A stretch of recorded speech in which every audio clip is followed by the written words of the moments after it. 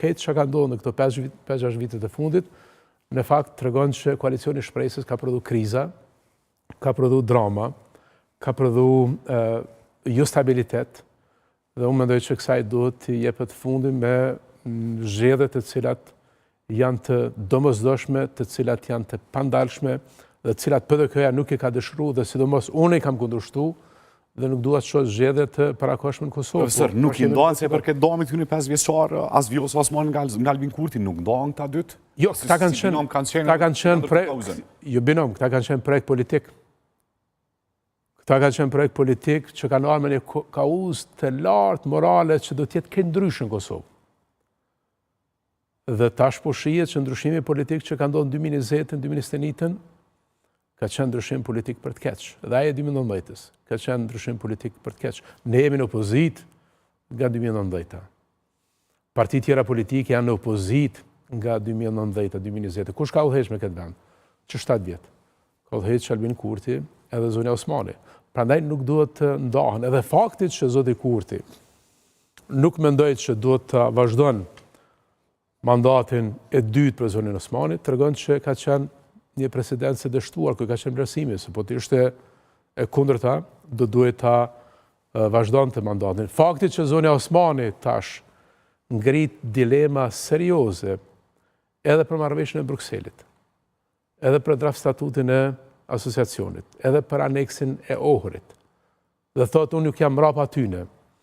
I jep të drejt opozitës. Çka flet për distancimin e presidentës pikërisht për tri temat kryesore për të cilat akuzohet zoti Kurti, që pikërisht janë këto tri temat për të cilat po shkakton kaos politik, mi nga përgjegjësia e dështimit ose pranimit të fajit të asaj që konsiderohet autonomi për Serbën e Kosovës. Së pari ne jep të drejt neve për shqetësimet të cilat i kemi ngrit. Ne kemi pas shqetësime serioze, i kemi besu dialogut, ma të tjerë kam thënë disa herë. Çdo fazë më transishme, edhe kur ka dalë plani franko-gjerman, edhe kur ka qenë si lajm. Te unë edhe kena folur. Musafir prej intervistave të para, po. Ne kemi besu dialogut. Po çfarë ne kemi pas frikë që ka ndodhur, është që janë bë kompromise dhe koncesione të mëdha. Dhe këto kompromise dhe koncesione të mëdha për te asaj se çka thot zoti Kurti. Kujtohet ai debati e nënshkruaj Blezlen. Çka tha presidenti? Tha presidenti që kjo marrëveshje është dorëzuar në OKB. Ata kështu. Do këtë kompromisi që ka bërë Albin Kurti dhe që neve na ka thonë që nuk vlen, se ka nënshkruar Vučići për nga pozita vetë presidentës, nga pozita si se ka lexuar në qeveri, vlen dhe janë valide. Për më shumë, edhe këta si kanë besu proceset, edhe këta dinë se sa dami është bërë proceset me marrëveshjet e Brukselit, me aneksin e Ohrit, me draft statutin e asociacionit. Po me gjitha, nuk ka pas më së situate që dikush të distancohet. Nëse presidentja distancohet 5 vjet, mas 5 vjetë, 3 vjetë mas së marrëveshjes. Ne kur s'jemi distancu, unë se maj mend që ati vete Jahjaga është distancu. Unë se maj mend që Hashim Thaçi është distancu. Unë se maj mend që Bexhet Pacoli është distancu si president. Unë se maj mend veten time si ministri i jashtëm për 7 vjet që jam distancu. Apo Skënder Hyseni para meje. Apo Bexhet Pacoli pas meje. Ose Fatmir Sediu. Këta do thot momentin që kalon jo mandati i presidentës, po afati i zgjedhjes së presidentës, këta distancohet. Apo sa është të rrezikshme kjo, sa është shtron të drejtën me pas frikë kur presidentja distancohet nga këto marrëveshje, bombe, në farforma e bëj këbe para qytetarëve. Unë nuk kam gjeshtë në këto marrëveshje. Sa du më marë alarmante kjo situatë, sa du më marë për s'ka të plasim. Dërveç aso që keni qenë opozit, keni qenë gjithër transparent, koinsistencë për këtë marrëveshjes, raporte me BE-n, raport me ndërkombëtar. Për kur presidenti adel distancohet për këtyne marrëveshjeve, bon be, arsituat të qytetari, cili është rreziku, profesor? Çka është folë? Cilat janë këto kompromise? Çka është ky siklet? Rreziku është i kësaj natyrës. Politika funksionon me një bosh të shajtë që populli duhet të besojë atyne që e udhëheqin. Dhe ata mes vete duhet të kenë besim.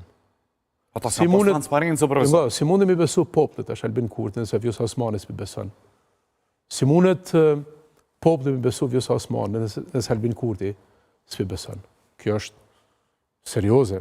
Si munden partner tanë ndërkombëtar, nëse kanë taku për 5 vjet Zonjën Osmani dhe për 7 vjet Albin Kurtin, në pozita të ndryshme, ta shohin... Kam pas një ta qëndrime. Po, ta shohin se si këta sillen me tema serioze, që janë marrëveshje ndërkombëtare, të cilat shkojnë në OKB, se çka thojnë në ditën e parë, pa kalu 24 orë, që dikush mund zgjidhet përsëri president dhe merr qendrim për tema të tilla.